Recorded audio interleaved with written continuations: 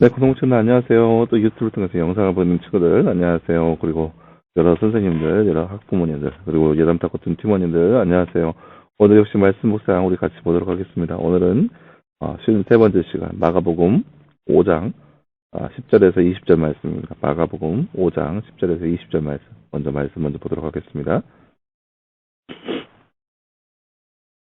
그가 자기들을 그 지방에서 밖으로 쫓아내지 말아달라고 예수께 간청하였다.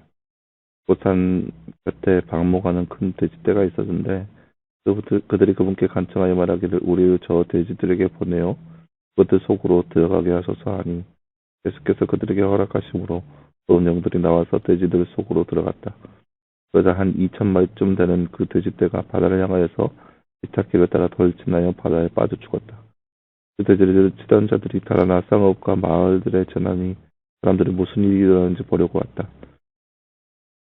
그들이 예수께 와서 그 악년들을 들렸던 자, 곧 군대에 사로잡혔던 자가 옷을 입고 온전한 정신으로 앉아있는 것을 보고 두려워하였다. 그 악령 들렸던 자와 제자들에게 일어난 이 일을 본 자들이 그들에게 자세히 이야기해 주니 그들이 예수께 자신들의 지역에서 떠나달라고 간청하였다. 예수께서 배에 오르시니 악령 들렸던 자가 그분과 함께 있게 해달라고 간청하였으나 그들이 그에게 허락하지 않으시고 그에게 말씀하시기를 내 집으로 가서 내 가족에게 주께서 내게 행하시고 너를 긍휼히 여긴 모든 일들을 전하여라 하시니 그가 떠나가 예수께서 자기에게 얼마나 큰 일을 행하신 것을 데카폴리스에서 선포함으로 모두가 놀랐다. 아멘. 네, 사랑하는 여러분, 오늘 말씀은 이제 어제 말씀을 이어서 군대 귀신 들린 자를 고치시는 예수님의 모습을 함께 살펴보았습니다. 예수님께서 귀신 들린 자를 고치시는 모습, 특별히 악한 영들이 예수님을 두려워 떨면서 간청하고 있는 모습을 볼 수 있습니다. 그래서 이를 통하여서 결론적으로 예수 그리스도의 능력과 권세를 모든 사람들에게 알릴 수 있는 그런 놀라운 일이 펼쳐졌다고 볼 수 있습니다. 물론 그 안에서 여러 가지 모습이 있었어요. 돼지가 2,000명이나 1,000마리나 넘는 돼지들이 떼죽음 당하고 그런 상황 가운데 있었지만 결론적으로 예수님은 한 영혼을 살렸고 그리고 그 한 영혼을 통하여서 여러 사람들이 예수님의 능력과 권세를 듣고 알게 되었습니다. 이것이 바로 오늘 말씀의 내용이라 할 수 있겠습니다. 다른 주제 한번 볼까요? 말씀 읽고 빈칸에 알맞는 말을 넣어서 말씀을 완성하세요. 내 집으로 가서 내 띠에게 주께서 내게 행하시고 너를 긍휼히 여긴 띠 일들을 띠. 네, 오늘 말씀 19절 말씀이죠. 내 집으로 가서 내 가족에게 주께서 내게 행하시고 너를 긍휼히 여긴 모든 일들을 전하여라. 모든 일들을 전하여라. 바다를 향해 돌진하여 죽은 돼지가 몇 마리 정도 됩니까? 2,000마리 정도 됩니다. 2,000마리 정도. 예수님 하신 일이 귀신 들린 자를 어떻게 여겨서 한 일이었음을 말하였나요? 불쌍히 여겼다고 했죠. 19절 말씀에 보면은 긍휼히 여겼다라고 했어요. 긍휼히 여겼다. 그래서 이 귀신 들린 자를 불쌍히 여기고 긍휼히 여겼다라고 이야기하고 있습니다. 네, 사랑하는 여러분, 오늘 말씀에서 우리는 이렇게 예수님께서 군대 귀신 들린 자를 고치시는 그 모습, 기적을 우리가 함께 말씀을 살펴보았는데요. 물론 여기에서 이제 논쟁의 거리들이 좀 있어요. 예를 들어서 돼지떼 2,000마리나 되는 돼지떼가 죽게 된 근본적인 원인이 예수님한테 있었죠.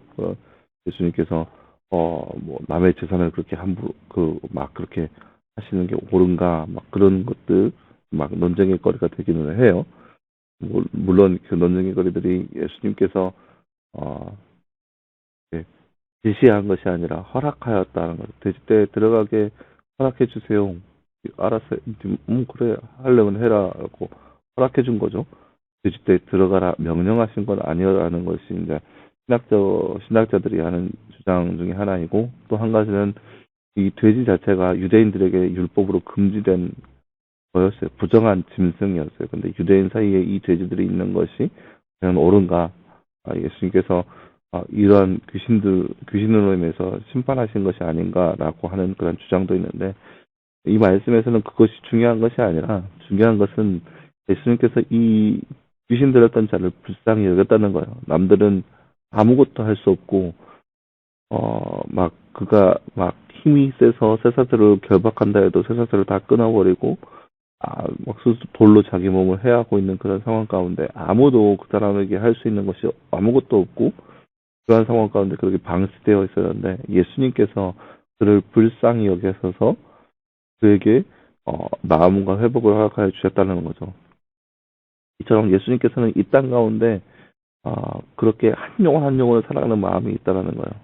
우리가 봤을 때 저 사람은 왜 저렇게 살까? 차라리 저 사람은 이 땅 가운데 낳지 않았으면 좋겠다라고 생각하는 사람들 뭐 그런 사람들 있잖아요. 예를 들어서 뭐 연쇄살인범이니 뭐 그런 죄인들을 보면서 우리는 그런 생각한단 말이에요.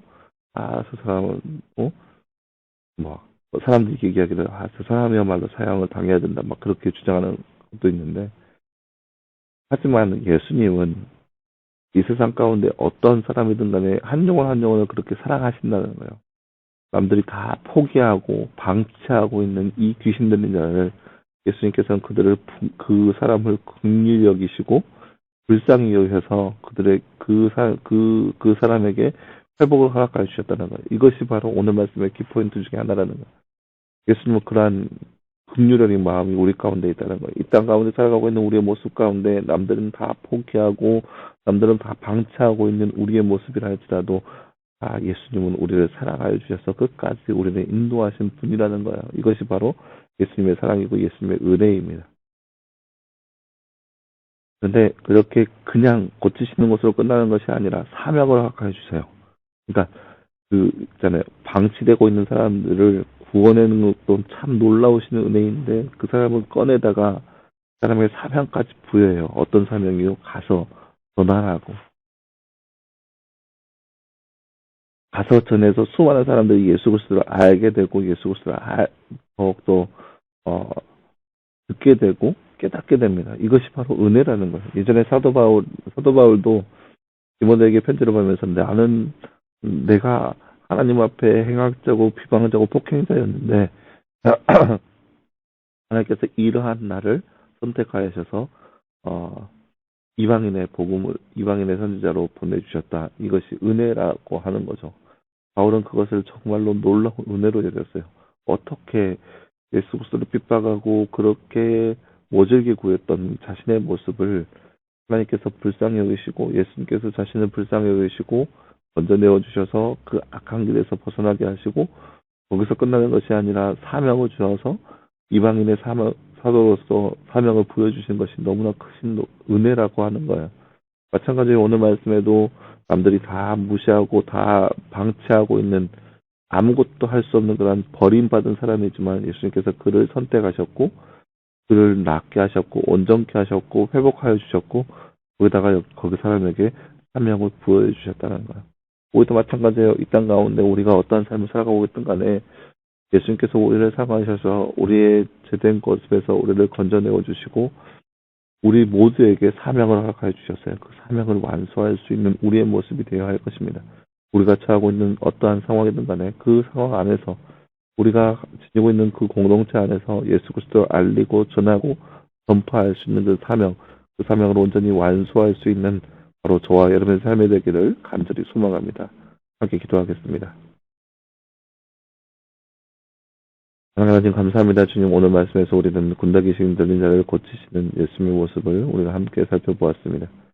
그 동안에서 한 영혼 한 영혼을 살아가시는 예수님의 모습을 우리가 함께 살펴보았고 그래서 한 영혼을 그렇게 불쌍히 여기시는 예수님의 모습을 살펴보았고 그리고 그것으로 끝나는 것이 아니라 그에게 사명을 부여하시는 그 예수님의 모습을 우리가 함께 살펴보았습니다. 이 말씀을 살펴본 우리의 삶 가운데도 우리를 사랑하시는 그 예수님의 놀라우신 그 사랑을 날마다 깨닫게 하시고 그래서 우리 가운데 부여된 그 사명을 온전히 완수할 수 있는 우리의 삶 될 수 있도록 예수님을 함께하여 주시옵소서. 우리 가운데 놀라우신 은혜를 허락하여 주시사 우리를 사랑하시는 그 예수님의 그 놀라우신 사랑을 늘 깨달아 알고 그 사랑에 걸맞춰 살아갈 수 있는 우리의 삶의 모습 되게 하여 주시옵소서. 이 모든 말씀 감사드리며 살아계신 예수님의 이름으로 기도하였습니다. 아멘.